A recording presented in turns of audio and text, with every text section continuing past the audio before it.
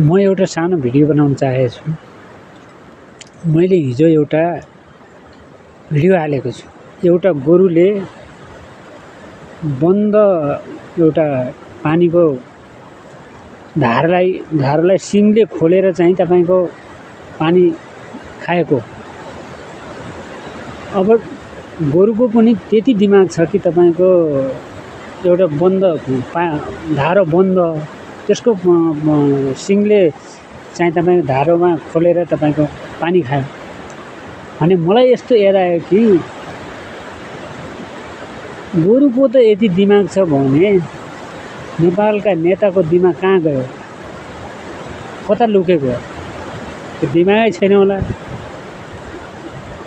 विश्व सूचीमा तपाईको कुनै बेला तपाईको उत्तर कोरिया एकदम गरिब राष्ट्र थियो, परजीवी राष्ट्र थियो भन्ने एउटा गुगलले देखाउँछ के।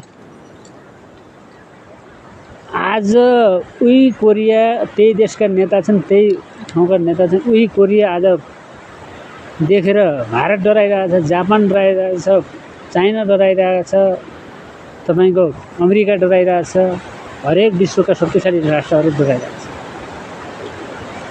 त्यो एउटा पढाइको भिजन नि हो। आज तपाईको चाहे त्यो निरङ्कुश होला, त्यो चाहिँ त्यहाँका जनतालाई कति सुविधा छ, त्यहाँका जनतालाई कति पीडा छ भन्ने कुरा त त्यहीँका जनताले बुझेका होलान्। तर चाहिँ विश्वसामु त शक्तिशाली राष्ट्र त बन्यो नि त। त्यस्तै एउटा सानो राष्ट्र तपाईको पाकिस्तान देखेर आज विश्वको शक्तिशाली राष्ट्र, तेस्रो राष्ट्र तपाईको भारत डराइरहेछ। भारत पाकिस्तानदेखि हावा तरिकाले मिडियामा के गर्यौँ यसो उसो भनिरहेछन्, तर वास्तविक डराएको भारत पाकिस्तानदेखि डराइरहेछ।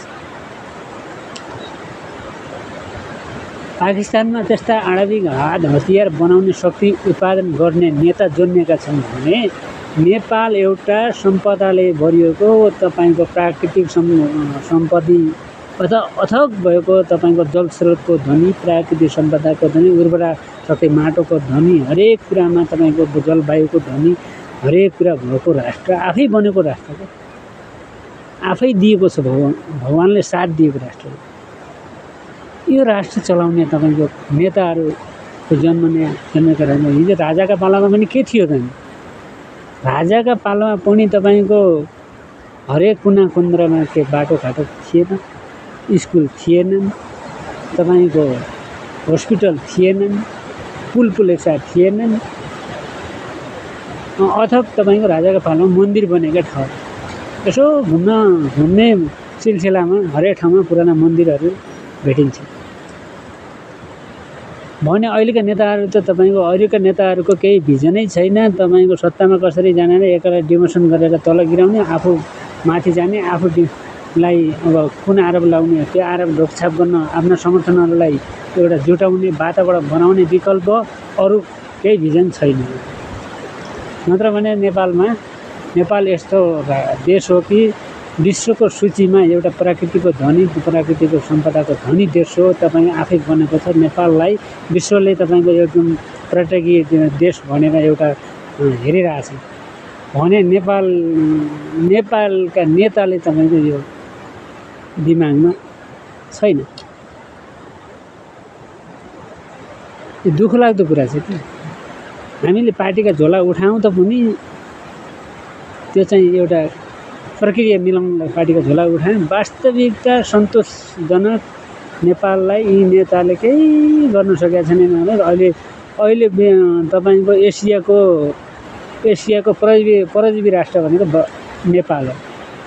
भारतले नाकाबन्द गर्दा बित्तिकै नेपालका हालत सुकिगयो। भारतले यदि नेपालका त्यहाँ काम गरिखाने कामदारहरूलाई डठारेर तपाईको पठाइदियो भने, नेपाल पठाइदियो भने नेपालमा तपाईको भोगमारी एकैचोटि तपाईको भोगमारी हुन्छ। त्यही कारणले त नेपालका नेता भारतदेखि केही बोल्न नसक्नुको कारण त्यही हो। अहिले भारतका नेताले के गरिरहेछन्, यता राजावादीलाई उठाइरहेछन्, यता तपाईँ गणतन्त्रवादीलाई उठाइरहेछन्। दुईजनाले जुझाछ।